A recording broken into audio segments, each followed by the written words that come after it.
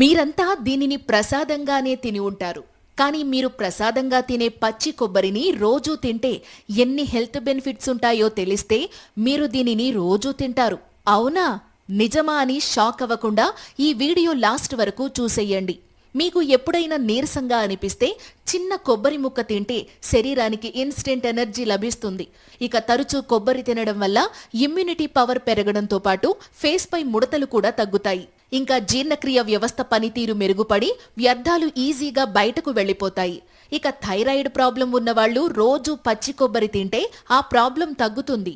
ఇంకా పచ్చి కొబ్బరి తినడం వల్ల బ్రెయిన్ ప్రాబ్లమ్స్ తో పాటు యూరినల్ ఇన్ఫెక్షన్లు కూడా తగ్గే అవకాశం ఉంటుంది.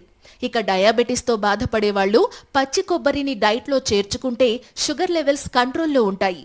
అలాగే పచ్చి కొబ్బరి తినడం వల్ల హెల్దీ ఫ్యాట్స్ పెరిగి హార్ట్ హెల్దీగా తయారవుతుంది.